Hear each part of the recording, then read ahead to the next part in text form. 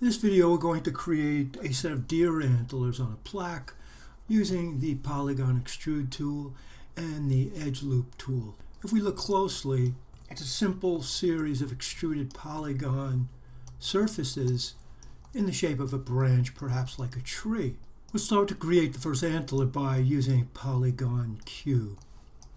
Holding down my spacebar, I'll go to create polygon primitives cube, and I'll just drag the footprint of a basic cube to start with. And if we look at the finished result, there's a main branch that connects all the other points or tines too. So we'll start by creating that. I'm going to go to my orthographic side view and I'll start to edit this. And like a branch, it tapers as it progresses out towards the edge. I'll now select the face at the top and I'll click on my extrude tool, return to my orthographic view, and I'll start to make that piece that starts to turn.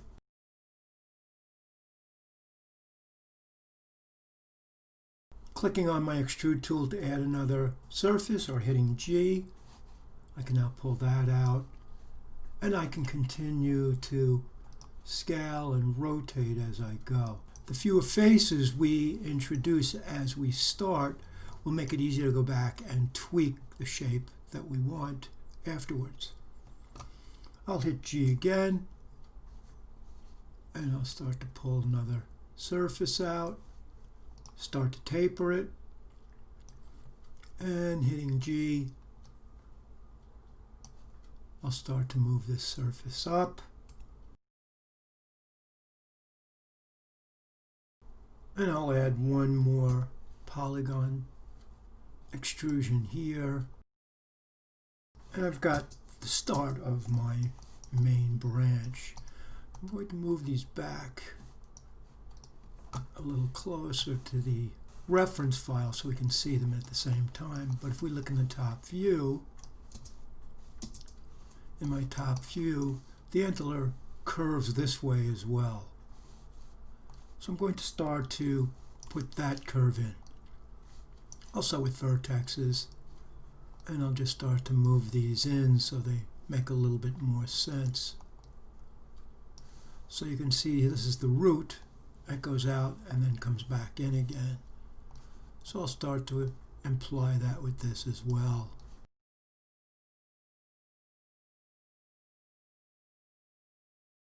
Now if we go to the perspective view and we look at the front of this, it also curves here in as well at the bottom.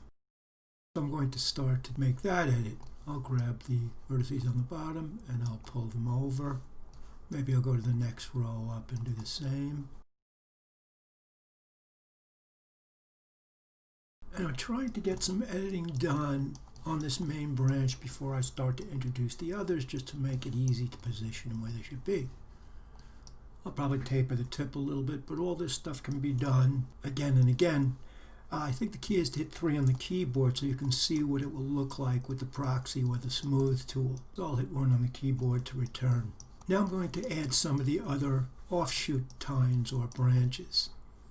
And I'm going to put one down in this area. And I'll start by putting in a new edge loop. And I'll put a loop in here. And now, going back to my object mode, I'll choose face, select this face, and I'll extrude that piece up. I'm going to go to my side view. I'm going to click on the blue dial, and it allows me to direct that new polygon to the direction I want, straight up. I'll start to taper it. And I know it has to go up to the left some more, so I'll rotate the surface. And I'll hit G on the keyboard. And now I can pull another one up. Tapering it a bit, rotating it, and hitting G again. And I'll pull that section up. So we can see that as it gradually leaves the main branch, it starts to taper. I'll hit 3 on the keyboard to see what I have. And that looks pretty good. Now if I'm looking at the reference picture or even the model here, this tine or this branch pulls in a bit. I'll hit 1 on the keyboard And I'll just start to edit that so it curves in this way as well. Hitting 3 on the keyboard to get an idea of what it's going to look like. Now I'll put one right in this area.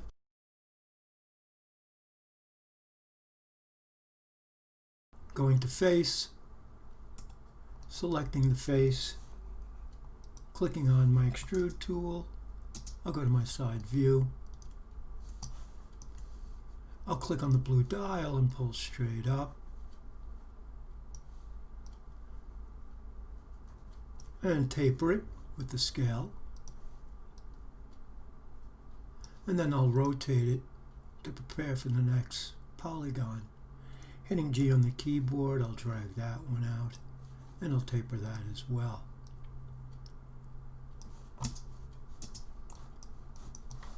Now if you take a look, that one is going straight up, and it should curve in as well. So I'll start with the top, and I'll move that in. I may go to the next one, select the edge or the Bezier points, and I'll edit that a little bit, and I'll hit 3 on the keyboard, and now we have that main part of our antler made. Now when I'm in my proxy, the bottom falls apart and gets kind of round, so I'll hit 1 on the keyboard, and what I think I'll probably do is maybe taper this a bit, going to vertex. I'll select all of them. I'll get my scale tool and I'll tweak it a bit. And if I was to hit my down arrow, I can go down to the base and I can turn that one as well. Now you can see there's a bit of an angle here, so while I'm there I'll get my rotation tool and I'll just move that up. And I think I may want to scale that a bit more as well. I'll get my edge loop and I'll drop an edge down towards the base. So when I hit 3 on the keyboard, it maintains the integrity at the very bottom. Now I'm going to rotate it as if it were against the plaque. So I'm going to hit E on the keyboard and I'm going to tip it like that. Now look at the reference picture. The top of this could curl in more. I'll right click and I'll go to vertex and I'll select everything right to this point. And if I were to hold D down on the keyboard, I'll do this in my front view. Holding down D, I can move the hot point down to where I would like to rotate the whole model. And I'll rotate that in like that. And I can see if I was to look at the reference file again, or even the other piece, it kind of curves down here, then goes back down that way. So once I kind of have that tilted that way, I think what I'll do is drag the tips with my move tool in a bit. And this is very organic, obviously, so it's really, each deer has a unique antler, just like a fingerprint. I'm going to add another edge loop right here, and I'll hit W on the keyboard and I'll just pull this up in that direction. And then I'll get this edge and I'll pull that up a bit. So now I'm starting to get that curve that I see there on this one. I'll hit 3 on the keyboard, and now we've got a pretty decent antler there. There's very often at the base of a deer's antler, there are these little anomalies that take place, and they're very, very unique even to either antler on the same deer. So I think I'll add another little tine in this area. I'm going to double click on this curve and I'll move it down so that I can introduce another one. And I'll right click and choose face, and just as I've added those extrusions for the main points or tines, I'll add one here as well. I'll pull it straight up. I'll immediately start to scale it so it's tapered at the base. Hitting G, I'll pull the next one up, put it in position, and then I'll scale it. Hitting 3 on the keyboard, there's our first antler. With the first antler created, now we're going to delete by type history. I'll center the pivot, and I'm going to go to my front view. Holding down D, I'm going to move the pivot, and I'm going to put it out to the left of the actual antler because I need to reflect another one, and I want a bit of a distance so that when I put the plaque on, it seems logical that it came from the head of the same deer. I'll delete by type history and freeze transform. Holding down my space bar, I'm going to go to edit and duplicate special and the attributes. Now I'm looking at the x-axis, which is parallel to my viewport, and that's the one on which I want to reflect a mirrored image of this antler. In my duplicate special window, I'll put a minus sign in front of the first box after scale.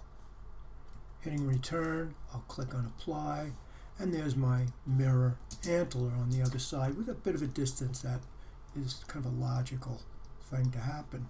Now I'll center the pivot to that.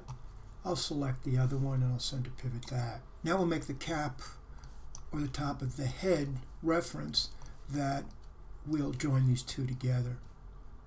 Holding down my space bar, I'm going to go to create polygon primitives, sphere, and I'll go to my front view and I'll drag a sphere in the window and I'll begin to scale it so that it fits the antlers in some capacity. I'll go to my top view and pull it into the position. It's going to be against a flat plaque, so I don't need the back of the sphere. I'll right click, choose face, and I'll delete these faces.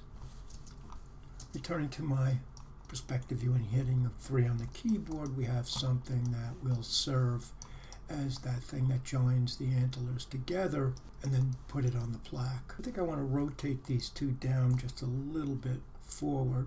I'll select them and hit E on the keyboard, and I'm going to locate the pivot so I can do both of them at the same time. Then I'll go to my side view as well, and in my side view I'll just tip them both forward.